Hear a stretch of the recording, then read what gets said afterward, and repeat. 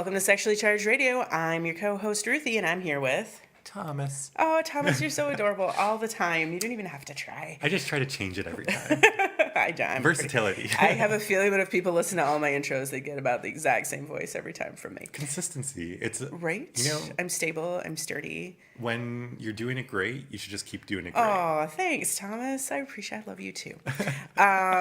So we're here on Sexually Charged Radio on 93.3 FM, and we're gonna do an icebreaker. Thomas had an idea for this. Yeah, so I was watching the movie Kinky Boots recently. I haven't seen the movie, but I saw the show live in Toronto. Oh, I saw it live in Toronto too. What? Were we there at the same time? Probably not. But it's a great show.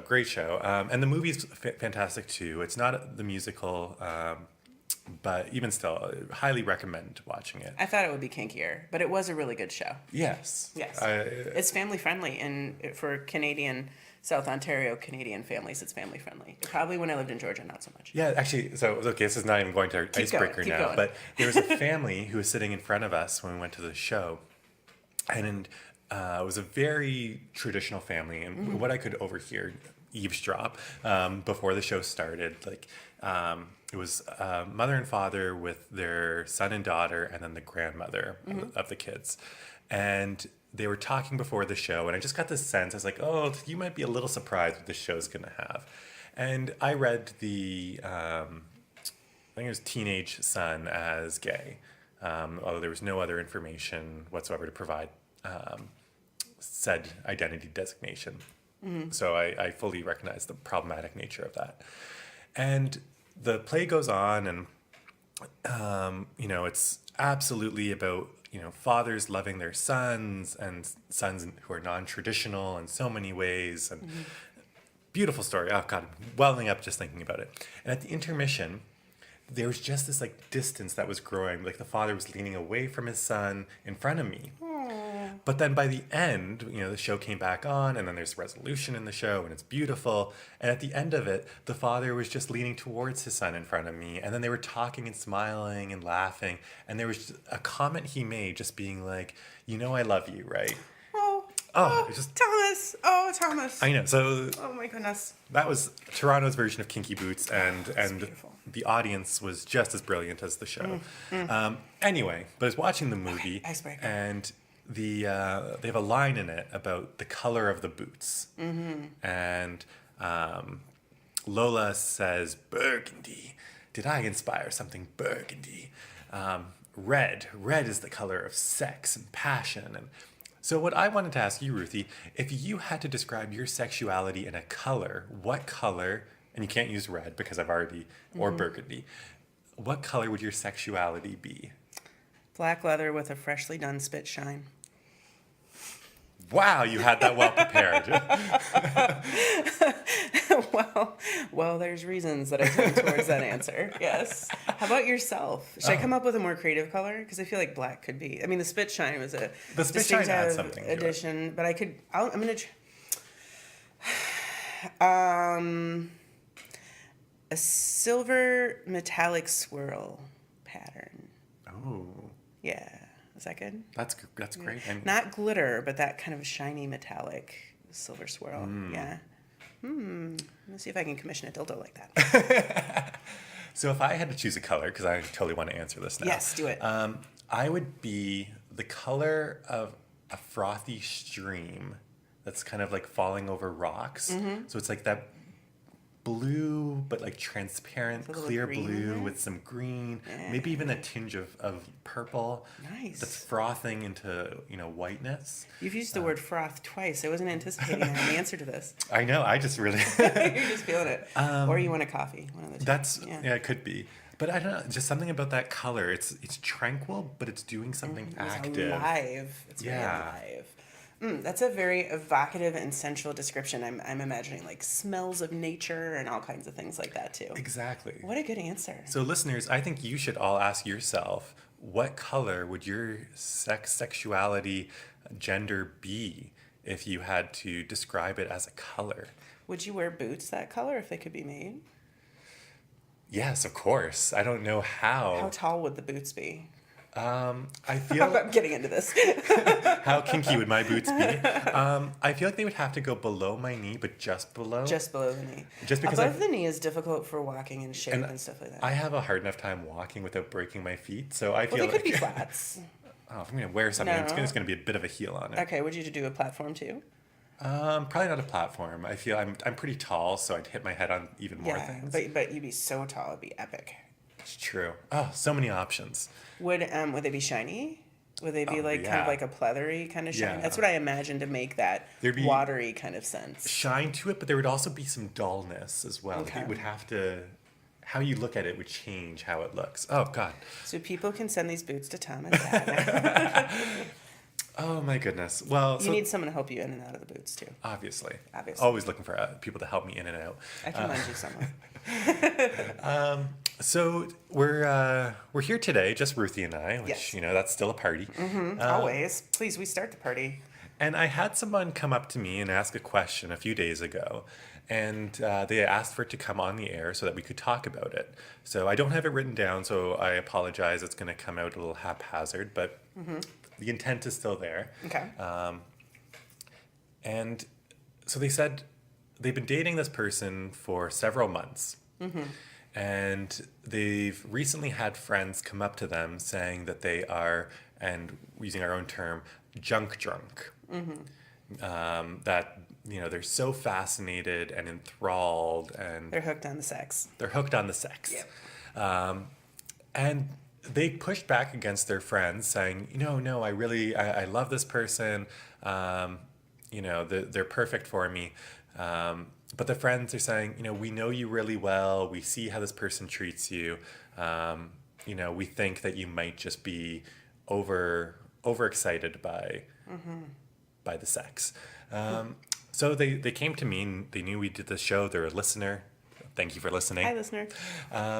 And so, Ruthie, I'd love to talk to you about this if you're open to the Yeah, idea. I'm totally open to this idea. So what are your initial thoughts on this? Is this a thing? Have you... Yeah, so I have a lot of thoughts about this. This is not an unusual situation at all, Thomas. So I think first it's important to understand some of the chemicals that happen in our relationships or in our bodies when we have a new, really lusty relationship or a new crush or a new love or whatever the case may be.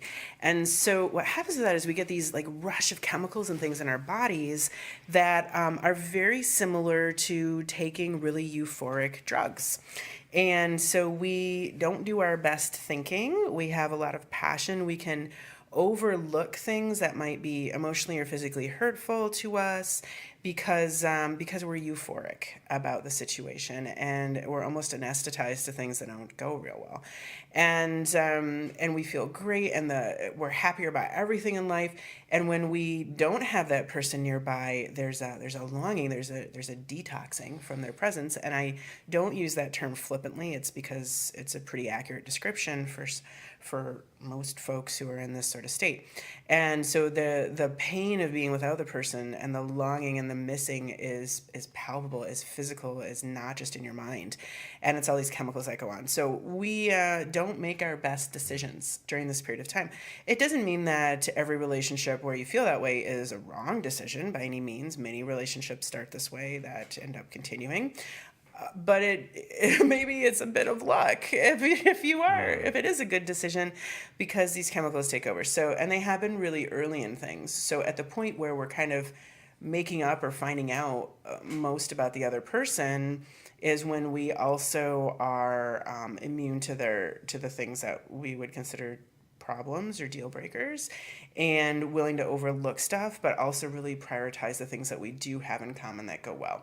So especially if the sex is really good, it's easy to just get really obsessed with that together and see that as positive. For people who are very romantic about stuff, they might feel like because they have these strong feelings and some parts are so good and the other parts you're ignoring, that there's some sort of higher cosmic calling to be together, or you're meant to be together, or you're each other's soulmates or something. That's really the chemicals talking in your body. So ends the romance. Yeah. But then 3 to 6 months in, those chemicals start to die down, and by a year in they're really really dead for the most part. And that's kind of when you discover whether those initial feelings about being meant to be together, or if you don't believe in meant to be together, as I don't believe in a some sort of larger calling to be together, but you're just a good match that can make it work. That's when you really start to find that out a little bit more. Which is why some folks say you should never marry someone until you've known them at least a year, and things like that. When I get a new job, I feel like there's a learning curve to figure out the job. I'm often really excited about it in the beginning, and then I kind of have to be at the job for at least a year or a cycle, whatever the kind of cycle of timing that repeats with the job is, once or twice before I actually know the job and know how to do it well. So why would I think that being with another person takes less time than that to learn? That's even more complicated. So it's a time when it's important to be thoughtful if something isn't going right, and when it's very difficult to be thoughtful. We also know from research, or some of the limited research out there, that our friends can often better describe who we're attracted to than we can. Possibly because in those states of attraction, we're just noticing some things and not others. So it's possible that might also extend to saying that our friends recognize stuff better than we do. That said, our friends can be bigots, they can be wrong, there can be all kinds of issues. So that's just one way of thinking about it. And of course, it's contextually different from person to person. If your friends are worried for you in a relationship, and it cannot be easily traced back to a bigotry thing, like if your friends are not cool that you're cross-cultural, or that you're different financial backgrounds, or whatever the case may be, then think about your friendships. But if it can't be easily traced to something like that in a way that really actually addresses the concerns they have, I would encourage people to also try to be concerned and to be making thoughtful decisions instead of hard decisions. But I have messed this up many a time. Well, and I think it's great to acknowledge that, and I have too. I mean, there are lots of things, and not just, that the sex might, cloud my judgment, but that the person is just, they have this other really great quality. Sure. I've heard in other cases where someone is just so financially well off that sort of clouds your judgment. So it's like, it just makes life easier if you're not financially well off and the other person is, and they're sharing. Come on, it reduces your stress all over the place. Why wouldn't that feel great? This person has really great friends or really great family, and job so that's prospects. Job prospects. There's so many things that can be that clouding feature. It doesn't always have to be the sex. What about like it's really affirming of your identity, maybe in different ways? Yeah, absolutely. Maybe it's the person that you came out to. Maybe Sure. It's just somebody a person who really gets your gender.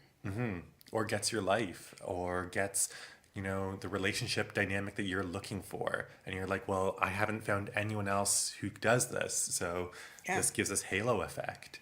Or you've both been through something similar together. Maybe you're experiencing a long drawn out death of a loved one in your family, and that person really supports it and understands you, or something like that. Yeah, so there's lots of ways that this happens, and it's not always a bad thing too, right? I mean, we talk about the hormones, and sometimes that can be what gets us into that initial relationship. Right. That doesn't make it wrong. It just makes your judgment not great. Yeah. But maybe it's okay. Because for myself, I'm extraordinarily highly critical, in case you haven't figured that one out yet. So it's nice that there are sometimes those things that help me ease away from my critical thinking, that's always looking for a flaw, looking for a way out, looking for what could go wrong. So having those hormones and having some of those effects earlier on can sort of give me a bit of a, okay, let's not look at those pieces, let's give this person a bit of the benefit of the doubt, but while still trusting that my friends do know me really well. And I tell my friends this all the time: if I'm with someone who you think it's bad for me, tell me. Maybe I'll disagree with you, but I'd rather you be open and honest with me, because maybe you'll see things that I don't see, or maybe they're hearing things that I don't hear. But I do know that they're listening to Sexually Charged Radio at 93.3 FM, CFRU.ca, or on YouTube at Sexually Charged Radio. So I know they're listening to some great radio. And perhaps they're also sending their questions in to asksc@uoguelph.ca, where some great students from Student Wellness receive those questions and help us create these episodes and sometimes co-host with us and always do the editing, and it's a fabulous collaboration that we're quite grateful for. So, Thomas, so how do people figure out what these deal breakers are and enforce that with themselves? Because I'll be honest with you, I look back on a bunch of the relationships I've had that maybe didn't end in the best way, which thankfully for me is probably the minority in my relationships. Usually they end and move towards a friendship or something like that, or just kind of drift, but it's okay. But the ones that didn't end in a very good way, I often think to myself, this actually would have been okay if I just ended it sooner. I hung on to it too long. So this was good for me in some ways, and then there was kind of diminishing returns, but I kept hanging on. What are some of those warning things? Well, so definitely the friends, I think, is a huge warning sign. We've talked about that. I think another warning sign is when deep down there's a part of you that just feels a little uncertain or feels like regret. So there's Like, I'm here now, but how did I get here? But now I can't leave. And it's like, okay, we almost ended it, but now we came back, and now we're almost ending it for the same reason, and we're coming back. That on again, off again thing, I think is substantial. Like, what really has changed? Is it your dedication to ending it that's changed, or has the actual issue really been resolved in a proactive, useful, and mutually accountable manner? Yeah, and if you're doing that behavior and then feeling that regret because, like, oh, I'm doing this and this doesn't feel like me, like that's something I've experienced before where it's like, oh, maybe I need to hear that voice a little bit more, but I didn't listen to it. And so then I looked for other warning signs. And, it actually took some major shifts in my life, which just sort of said, oh, this is who I am as a person, but I don't feel like I'm being that person. Yeah. So it was some introspection that I had to do. And I try to do that both with relationships, with my professional life, with my friendships, with my co-hosting, to just, carve out a bit of time every year to just be like, okay, let's reflect on where I am. Yeah. And that helped me just say, okay, maybe there is something else there that is a warning sign that I haven't missed in the moment because I've been so enthralled with other aspects. Yeah.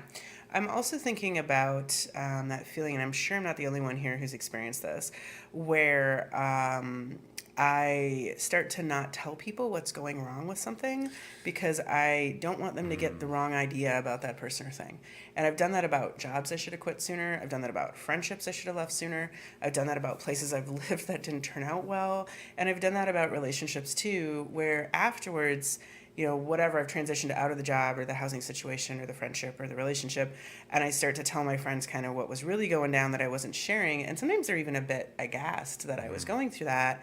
And I've realized that when I have that desire to self-isolate, especially if I feel like protective or fearful that other people will judge it, then maybe other people should be judging it. Yeah, that's, I hadn't even thought about that. And when you started to describe it, I was like, oh my gosh, yes. And I love that you brought in so many different aspects of your life because it really is. Yeah. So many times we are just like, well, I'm just going to keep this to myself. Right. Or I'm not going to, I'll say, everything's good. It's fine. But I don't give examples and I don't feel good talking about it with someone else. That's, wow. Ooh, that's it's a tough one though, right? Because you want to believe that you want to let other people be their best person, right? So a mistake happens and you don't want everybody to jump that person's stuff because they made a mistake, right? But how often are you being quiet about that stuff? So, maybe you were out drinking with this person and they drunk texted an ex and they were totally upfront with you about it and it didn't violate it because you're okay with people talking to their exes or whatever. So it wasn't a major relationship violation, but it would look really awkward if you tried to explain it to people. And then later the two of you talked about it and like made a better proactive plan for how to handle that. So maybe you might not mention that because you feel that's weird, right? But then how often are you not mentioning things? How complicated are those things? Did those things actually get resolved? Or did they just kind of time out, expire? Yeah. And can those things change? Because, I mean, if you're so enamored by the sex, Right. well, we know that sex changes throughout the lifetime. You know? Sure. So is that really going to be the thing? Yeah. So if that's what's really like, oof, getting you to really enjoy, I don't know why I made that noise. But you feel like that's going to be forever at the time, right? You really think like this connection you have is destined by the stars and super intense and it's going to be this way and nobody's ever loved like you're loving and you are the people that movies are made about and this will be amazing forever. And maybe it's not until middle age that some people start being a little more able to kind of see that pattern about themselves, and some people aren't then even at that age seeing that pattern. Yeah, and so that's where I think it's a piece of, what is it that's giving you the goggles? Because if you're expecting anything to last forever, well, there is no guarantee, and so we know it's dangerous to just have one thing that we base any relationship off of. That's gonna, if it's just about sex, well, what if sex leaves that relationship, and So- you can't commit to just one. Yeah, no, fair. And so I'm thinking about, I want to advise that people, when they're single, if they spend any time single, or when they're not all in the their time throes of a single. new relationship, yeah, or all the time single, devise what their deal breakers are and like really hold themselves accountable to it, and maybe even share those with friends so they feel more accountable. But I don't know how realistic that is. So as a relationship therapist, for instance, I see a lot of clients where there's been an infidelity. And it's not unusual to hear people say, if somebody ever cheated on me, I would end that right away. But then life gets more complicated than that. Then there's kids and there's finances and all the other things you built your relationship around. And do you want to try and salvage that? And then there's the situation, like how did the cheating occur? Did they come clean themselves and become accountable themselves, or did they not? Or maybe you decide that exclusivity and your agreements to that, assuming you have those agreements to that, maybe isn't so important to you, and being good co-parents is more important to you, or something like that. So I'm also wary that coming up with these deal breakers ahead of time, it's really easy to change your mind or have a different context. But maybe that should be what you think about when you're making the deal breakers. So for instance, I cannot date anyone who's homophobic or transphobic. Like, I cannot do that. That is a high level deal breaker for me.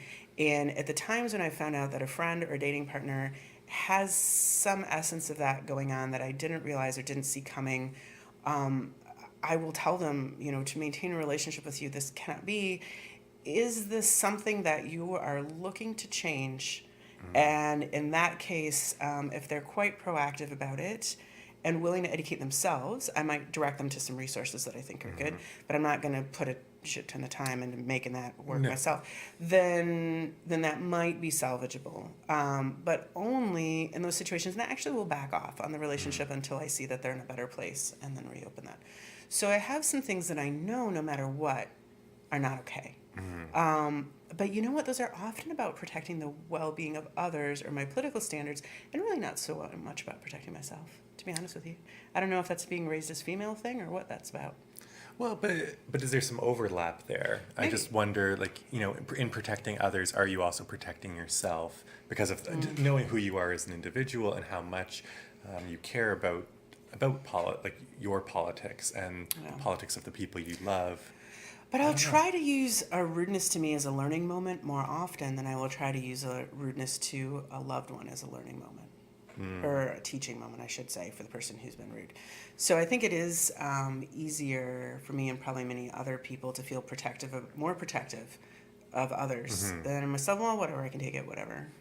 So now I'm thinking about all these things and how realistic is it to ask people. So some people probably really could make these standards ahead of time and keep them. And other people, maybe that's not a realistic expectation, or they need to be made differently, or their criteria to stay in a relationship need to be different than just saying, here's my deal breaker list. Yeah, and I think maybe that's where the introspection comes in is recognizing how that changes and what those deal breakers look like and how you deal with those deal breakers.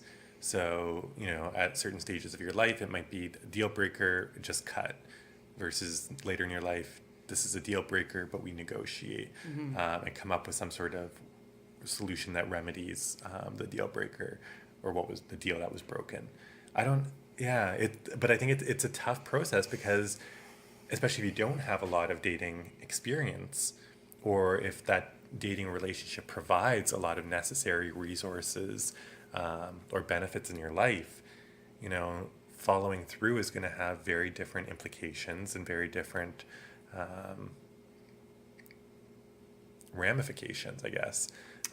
So are there ways to pitch the relationship such that you can keep the best and leave the rest, sort of thing? So for instance, if the sex is really good, but you said that this person said that their friends are worried about how they're being treated by the dating partner or something. Yeah. Like that. So, if the sex is really good and there's a lot of desire to be with that person, is it possible to keep having a lot of great sex, but talk with them about being not like 100% dating partners? I'm guessing this person who asked is monogamous, maybe, I don't know. That was my understanding. To keep it a little more like casual, not necessarily open like dating other people, but really push yourself to spend a little more time with your friends and not make this person the person you always hang out with, but keep enjoying the sex with them until such time as there's less return on investment. And maybe also, it's about inviting that individual to spend more time with your friends and you collectively, and then your friends and you model, or your friends model the behavior that's appropriate. So it could be every time that they see an instance of this person doing it, they call it out in the moment and say, hey, don't do that. Don't talk to my friend like that. Or, hey, friend, do you realize what he just said here or did that's problematic? And, that aspect of asking for help, or being provided with help from friends in tangible ways for behavior change could be one way. If you're not looking, if you're really excited by this relationship, you want to keep this relationship going, but you do want to see some change, you don't have to do that by yourself, and that person doesn't have to change by themselves. We can ask for help. But that also might involve communicating with that person that I would really like to change some things. I would like you to change some things about yourself in order to continue this, right? And I'm thinking I can think of, thankfully, not in my own life so much, thankfully, but I can think of lots of situations I've seen where people don't like to invite their dating partner to hang out with their friends because the dating partner can't behave themselves decently around their friends. They do rude things, they do stupid things, whatever the case may be. Drunken things. Yeah. And I would say take a close look at that, because if a person cannot fit in with your friend group and behave themselves in a respectful way that matches the tone of your main social circles, then think about that. It may not be that person is a bad person, but you've gone very outside of what you would normally do with your social circles. Maybe that is or is not wise. Yeah, especially if you feel like they would be mean to you or embarrass you, and those can also be hints towards emotional abuse. Absolutely. So lots of things for this person to be thinking about. I hope that that they have had fantastic sex, and I hope that if they end the relationship, that this happens in a way that's timely enough that they get the best out of it and not too much of the rest. Yeah, and thank you to the friends for being open and talking to this individual, because we're all called as friends to be there in lots of different ways. Good point, Thomas. Thanks. We'll talk to you all in a future episode.